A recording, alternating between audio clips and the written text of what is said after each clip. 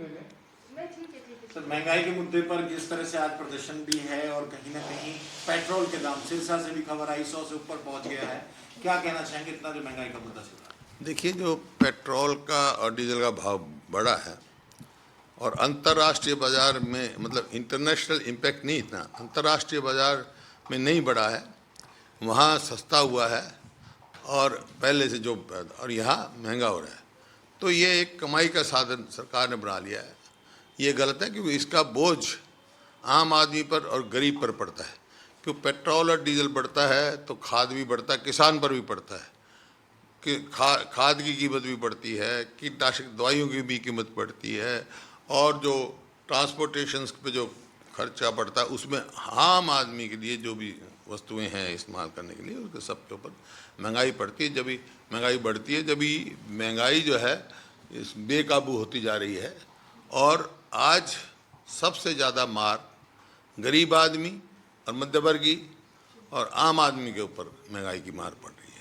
हरियाणा में बेरोजगारी का जो मुद्दा है, हरियाणा में बेरोजगारी का मुद्दा है, कुछ कंपनियों को लेकर इश्यूज चल रहे हैं, मारुति को लेकर भी सवाल उठ रहे हैं, और 75% एक आरक्षण का कानून भी आ गया, लेकिन इम्प्लीमेंटेशन और जो कंपनीज का हाल है, बेरोजगारी का हाल है हरियाणा में। देखिए, बेरोजगारी आज हरियाणा में, पूरे देश में बेरोजगारी हरियाणा नंबर 1 पे है।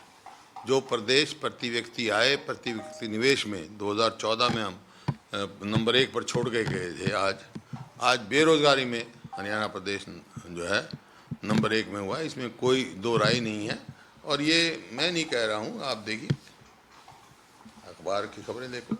Unemployment rate in Haryana highest in the country, report ऐसी है कि ये देखिए 88 जॉब, ये हरियाणा सीज गैंग रेप, ये तो क्राइम की देखो।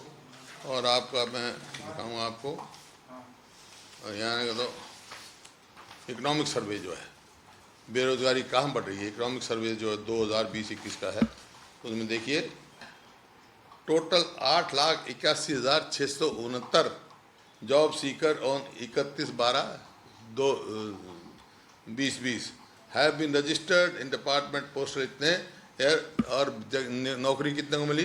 2,816 person have been placed against notified vacancies अनडक्ट। तो कहाँ बेरोजगारी कहाँ रुकेगी? बेरोजगारी तो बहुत बड़ी है, क्योंकि जो जिस प्रकार से आप कह रहे हो,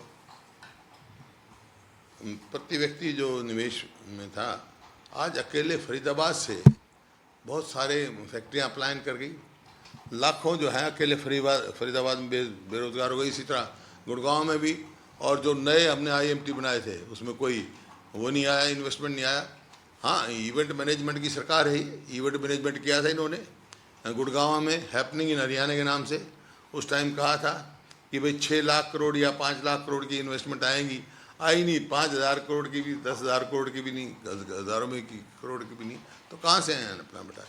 और ये जो आप कह रहे हो 75% का, ये तो बड़ा भारी धोखा बेरोजगारों के साथ किया है। और आपको ये भी पता होना चाहिए, अगर एक चपरासी की पोस्ट भी खाली होती है यहाँ, तो उसके लिए MA PhD सब एजुकेटेड वो आते हैं देने के लिए। यहाँ अभी पीछे जब इन्होंने 18,000 या कितनी पद निकाली थी, तो लाखों 25-30 लाख आए, उसमें 20 लाख कम से कम ग्रेजुएट और MA और PhD बच्चे थे। तो अभी हाई कोर्ट में जो चपरासी की जगह निकली हैं, वहाँ ग्रेजुएट और MPhil और PhD लोगों ने दी है। बेरोजगारी की तो ये हालात पहुँची हुई है। पेट्रोल डीजल के दाम, आपने पेट्रोल डीजल की बात की, आज वही बात करें सर, आज भी 100 से पार हो चुका है पेट्रोल का दाम। वही तो मैं कह रहा हूँ, मैं तो हरियाणा सरकार ने भी जो वैट था, हमारे समय में 9 कुछ % था, 9.2 या कितना था, आज उससे डबल कर दिया है। तो इस मतलब कमाई का साधन बना रखा है। मैं तो बार बार कह चुका, कम से कम हरियाणा सरकार तो कुछ राहत दे।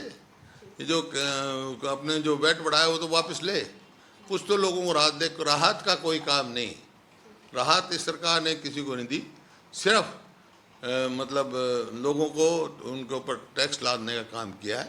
और गरीब आदमी जीवन जो है वो बहुत दिक्कत में डाल दिया, दुर्लभ कर दिए। 16 तारीख से स्कूल खुल रहे हैं सर, 16 तारीख से स्कूल खुल रहे हैं। पिछली बार भी कोरोना की पहली लहर में देखा गया था कि बाद में आधी अधूरी तैयारी से स्कूल खुले बंद करने पड़े।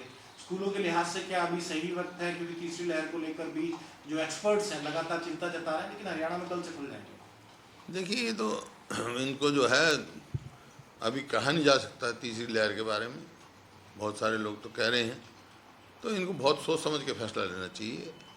क्योंकि अगर तीसरी लहर जैसा बता रहे हैं वो आएगी तो वो बच्चों पे मार करेगी, तो उसको मतलब बहुत सोच समझ के फैसला लेना चाहिए।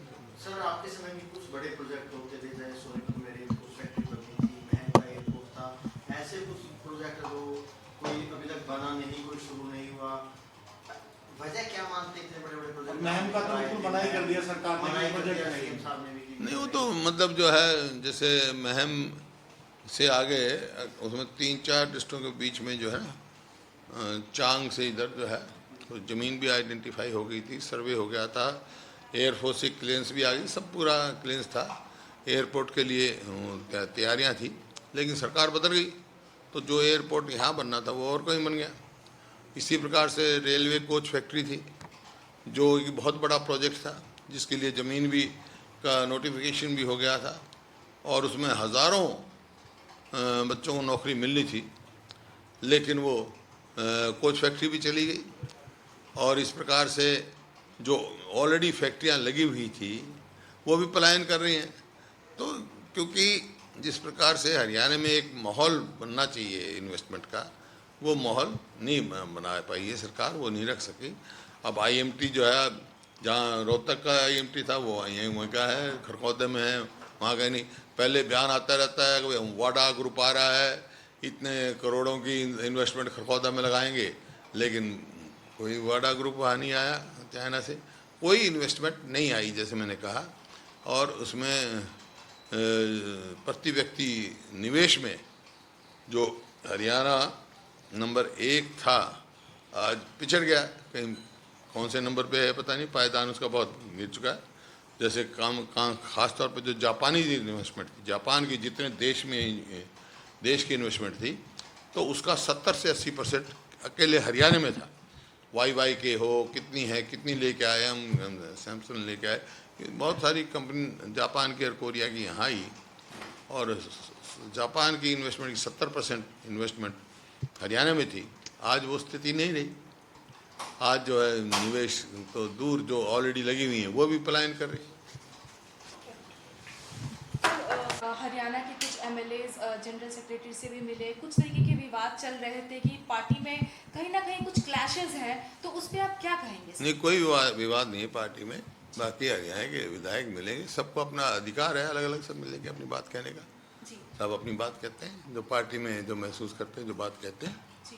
सभी का वो है, अधिकार है, लेकिन कोई विवाद नहीं है। संगठन विस्तार सर होना था, वो डिले है, उसको लेकर उम्मीद जताई जा सकती है कि अब पूरा प्रोसेस शुरू हुआ है तो जल्दी निपटेगा वो?